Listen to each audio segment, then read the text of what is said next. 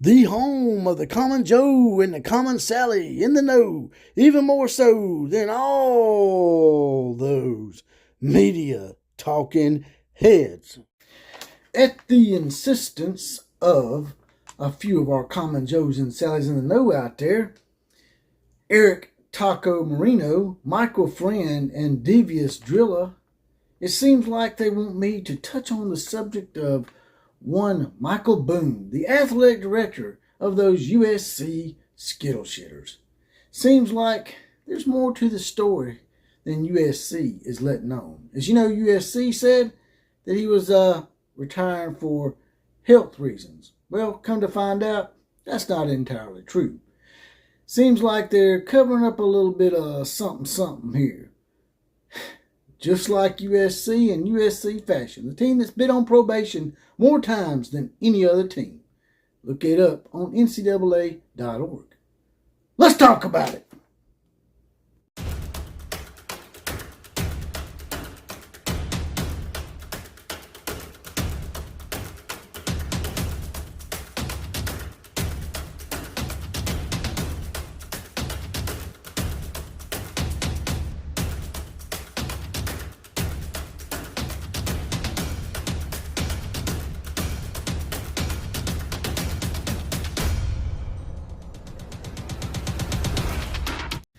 Here we come, riding on in once again. It's the Outlaw Posse.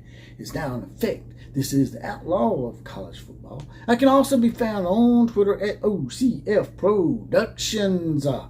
And today, the Outlaw Posse has brought unto me some scandalous stuff coming out of USC. Well, surprise, surprise.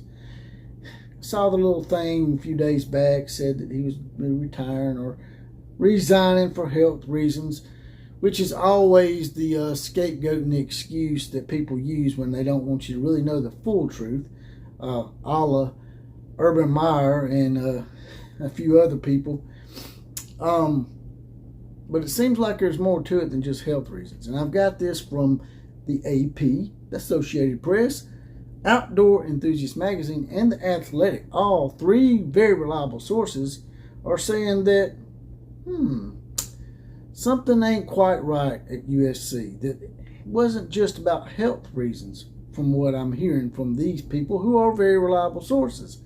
Now, the USC fans will come running in here and call me a liar and all sorts of other names like they always do. But I got the reliable sources. What do y'all got? Just your word that it's not true? Mike Bohn was the first non-USC alumnus to be AD at USC in over 25 years. That right there in itself, to me, is sort of a little red flag, because I'm thinking, maybe he wasn't doing the good old boy network the way they wanted. Maybe he wasn't kissing the right ass for the right people. But it also says here that the Times, the LA Times, I'm assuming, said USC had fielded concerns of his management style from department employees. Says Bohn got USC through the years of scandal by former football players of USC who had the AD's job, which was a joke. And you just don't do that, man. I mean, it's just today's times. You need a guy that has a straight up business degree to navigate the waters of athletic departments and their move into new conferences like the Big Ten, and amongst other things that require business-like acumen. But Bohn got USC through the scandal years of Mike Garrett, Pat Hayden, and Lynn Swann. Scandal. That was what the AP said. Now, the AP Associated Press is usually, all up USC's crack, smelling their lunch and giving them nice little kisses. But in this case, Bohn helped them make the move to the Big Ten. But from what this is saying, that maybe some of the USC people weren't too keen on that being forced upon them. USC, it says, hired an outside firm to investigate sexual harassment under Bohn. So now it seems like some of these employees or some of these boosters and alumni have sort of trumped up some stuff about maybe he had some sexual harassment issues. Maybe he did. Maybe USC was actually trying to do the right thing for once. But the thing that you did, USC, by what you did and how you handled it from the get-go, was the fact that you said it was for health reasons and you allowed that to play.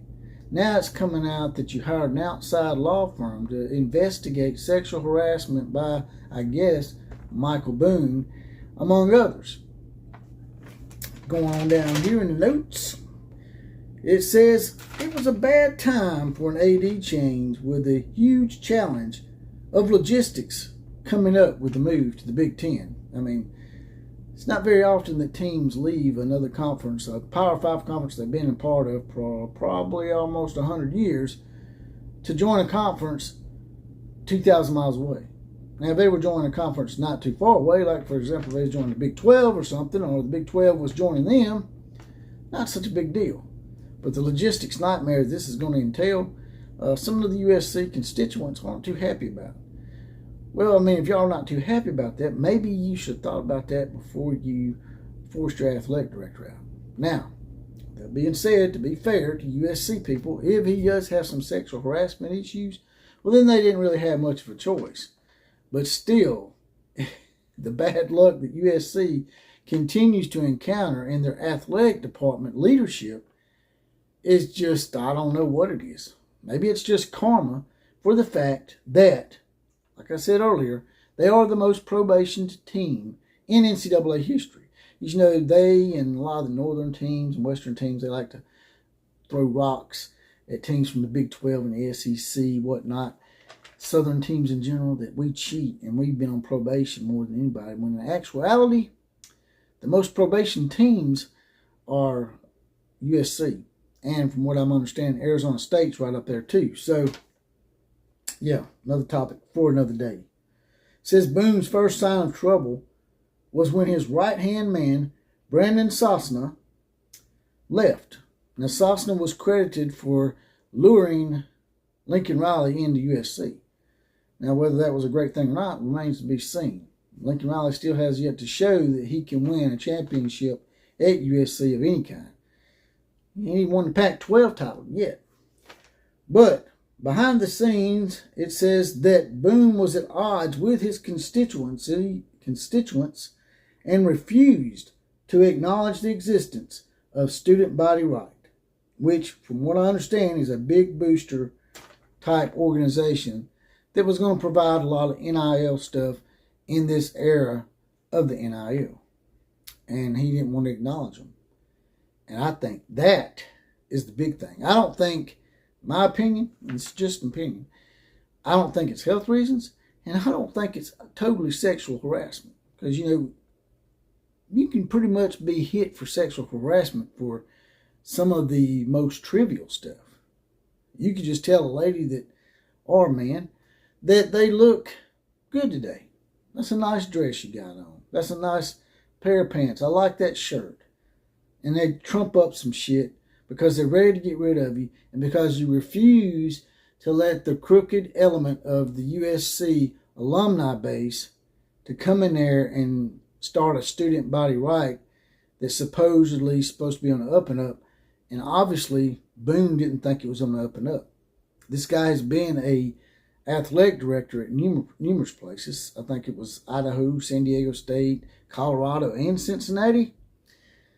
And he had no issues at those 4 universities.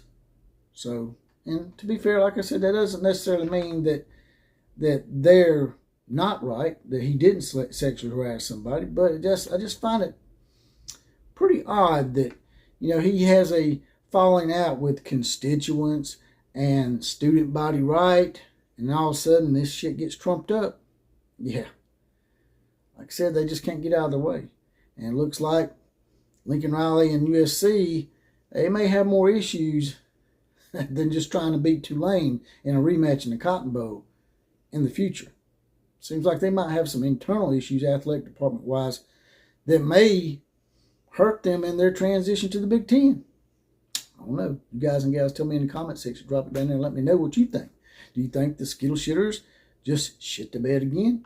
Or do you think that they're doing the right thing and trying to get rid of Mike Bohn and force him out for supposed sexual harassment or supposed health reasons?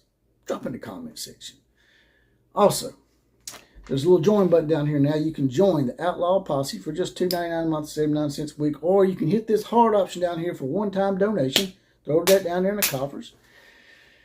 And as always, KMCA to all the other teams' classes now officially dismissed.